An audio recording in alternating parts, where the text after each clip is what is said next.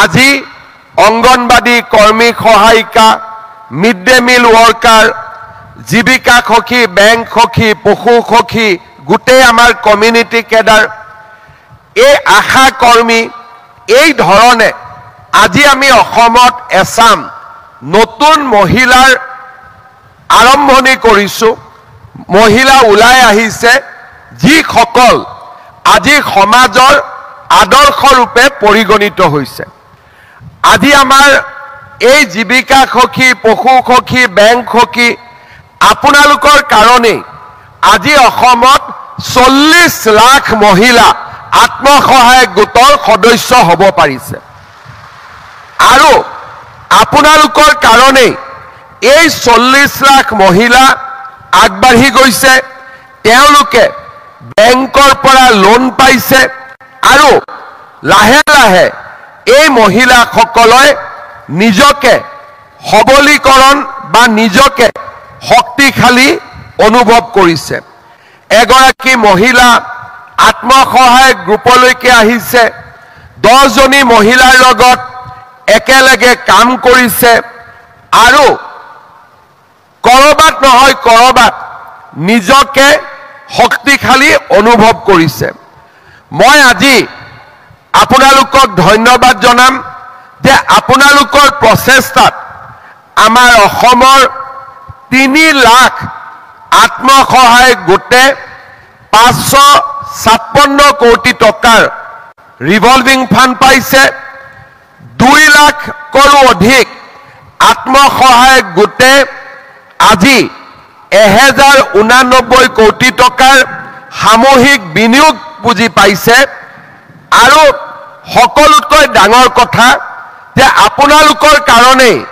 আজি বেংকৰ পৰা আমাৰ আত্মসহায়ক গোটৰ বাইদেউসকলে 16,000 কোটি টকা লোন পাবলৈ সক্ষম হৈছে ই সহজ কথা নহয় আৰু এই 16,000 কোটি টকা লোনৰ 99% লোন আমাৰ বাইদেউসকলে বেংকক উভতাই দিছে আপোনালোকৰ প্ৰচেষ্টাত 8.82 লাখ মহিলা আজি লাখপতি বাইদেউলৈকে ৰূপান্তৰ হৈছে ই সাধাৰণ কথা নহয় ই এটা বহুত ডাঙৰ সফলতা ইয়াৰ লগে লগে আজি আমাৰ প্ৰচেষ্টা হৈছে যে এই আত্মসহায়ক গোটৰ 40 লাখ মহিলাকে আমি কেনেকৈ লাখপতি বাইদেউ কৰিব পাৰো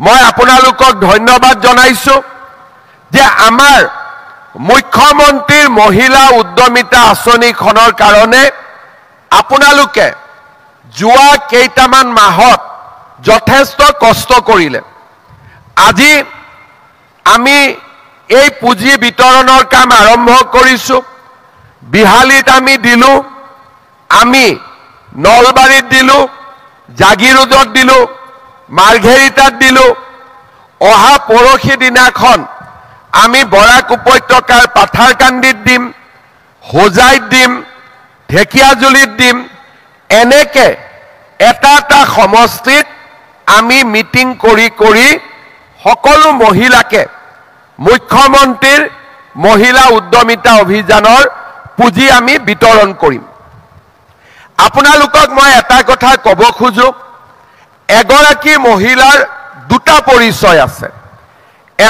এটা হল ব্যক্তি হিচাপে আৰু এটা হল মোৰ আত্মসহায়ক গোট হিচাপে আমি চেষ্টা কৰিছো যে আমাৰ মহিলাসকলে গ্ৰুপটো লোন লওক আৰু ব্যক্তি হিচাপেও তেওঁলোক আগবাঢ়ি যাওক আজি মুখ্যমন্ত্ৰীৰ মহিলা উদ্যমিতা অভিযানত আমি তেওঁলোকক প্ৰথমে 10,000 কৈ টকা দিম এই 10,000 টকা আমি যদি 1 লাখ কৰো গ্ৰুপত 1 লাখ হয় গ্ৰুপৰো নামত টকাটো ব্যৱহাৰ কৰিব পাৰো বা আমি 10,000 টকা ব্যক্তিগতভাৱেও আমি ব্যৱসায়ত লগাব পাৰো অহা বছৰ এই মহিলাসকলক আমি 25,000 টকা আমি দিম।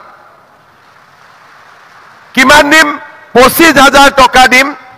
ইয়াৰ 12,500 আমি বেংকৰ পৰা দিম, 12,500 চৰকাৰে ৰাজ সাহায্য হিচাপে দিব আৰু এই লোনত কোনো সুদ নাথাকে। তাৰ মানে 12,500 চৰকাৰে দিলে ফ্ৰী আৰু 12,500 বেংকে দিলে আৰু 12,500 টকাৰ যিটো লোন তাৰ যিটো সুদ হ'ব সুদটো চৰকাৰে দিব, অৰ্থাৎ মহিলাসকলে দিব নালাগে। জীৱিকা সখী বাইদেউসকলে কিমান পাব? এইবাৰ পাইছে 15,000 আৰু অহাবাৰ জীৱিকা সখী বাইদেউসকলে পাব 40,000।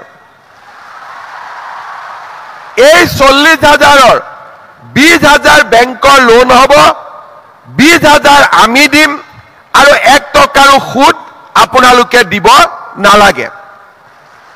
তাৰ মানে আমি জীৱিকা সখী বাইদেউ আৰু গ্ৰুপ আৰু ব্যক্তিগতভাৱে আইসকল সকলোকে আমি আগবঢ়াই নিব খুজিছো। কিন্তু মই এটা কথা আপোনালোকক কম, আমাৰ 19,000 সখী আছে, জীৱিকা সখী, বেংক সখী, পশু সখী গোটেই মিলি।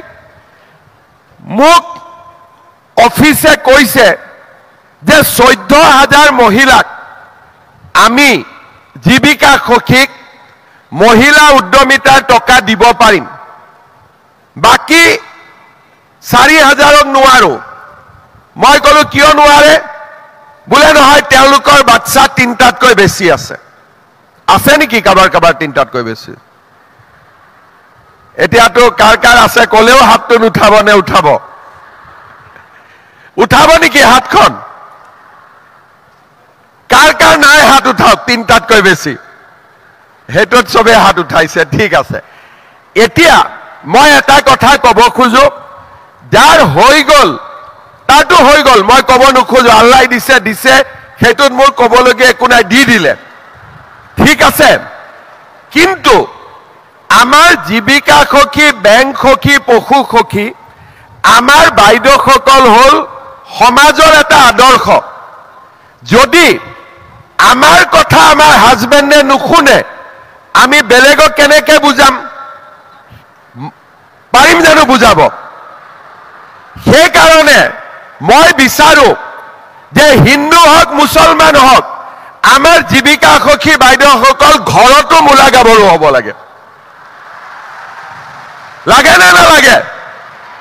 তাৰমানে যিদিনাখনেই 3টা বাচ্চা হৈ যাব সিদিনাখনে ফুল ষ্টপ। এনে 2টা ক'ব লাগে, কিন্তু মই 2টা কোৱা নাই, মই 3টা কৈছো। আৰু চাহ জনজাতি, জনজাতি তেওঁলোকক 4টাও কৈছো, ঠিক আছে, যিহেতু সৰু কমিউনিটি। কিন্তু আপোনালোকে এটা কথা বুজি পাব যে অকল টকা পইচা লেনদেন দি নহয়, আমি যেতিয়া নিজৰ ল'ৰা ছোৱালীক স্কুলত পঠিয়াম, শিক্ষিত কৰিম, ঘৰত স্বামীক আমি বুজাব পাৰিম যে চা, এতিয়া মই জীৱিকা সখী, বেংক সখী, পশু সখী, মই যদি 5টা বাচ্চা জন্ম কৰি লওঁ, মই বাহিৰত কেনেকে বুজাম? এই কথাখিনি স্বামীক, হাজবেণ্ডক ঘৰত বুজাব পাৰিলেহে বাহিৰত মই মোৰ সেলফ হেল্প গ্ৰুপৰ মেম্বাৰখিনিক মই বুজাব পাৰিম। মই ঠিক কথা কৈছো নে নাই কোৱা? নে মই ভুল কথা কৈছো? কোনে কোনে ভাবে মই ভুল কথা কোৱা বুলি? আৰু মই শুদ্ধ কথা কোৱা বুলি কোনে কোনে ভাবে? ঠিক আছে। আৰু এটা বস্তু আপোনালোকে চাব, গ্ৰুপৰ মাসকল বা আমাৰ জীৱিকা সখী, পশু সখী, বেংক সখী, কাৰো ঘৰত যাতে ছোৱালীক, আপোনালোকৰ ছোৱালীক কম বয়সতে বিয়া দি নিদিয়ে। নিযুত মইনা আঁচনি আছে, এতিয়া ছোৱালীক আমি পঢ়াম, হায়াৰ ছেকেণ্ডাৰীত 1000 টকা, ডিগ্ৰীত 1250 আৰু পিজি পঢ়িলে 2500 টকা, আৰু অহাবাৰ চৰকাৰ হলে আৰু বাঢ়িব। তাৰমানে চৰকাৰ হবনে নাই বিজেপিৰ? অহাবাৰ যেতিয়া চৰকাৰ হলে আমাৰ মহিলাসকলৰ সুবিধা আৰু বাঢ়িব। কাৰণ আমি বিচাৰিছো যে ঘৰত যাতে যিকোনো সিদ্ধান্ত লোৱাৰ সময়ত মহিলাসকলৰ কথা আমি শুনাব পাৰো। শ্ৰদ্ধাৰ আই মাতৃসকল, আপোনালোকে বহুত কথা মোৰ পৰা বিচাৰে যে আমাক আৰু সুবিধা দিয়ক। লাহে লাহে এই বছৰ আমি মহিলা উদ্যমিতাৰ 15,000 টকা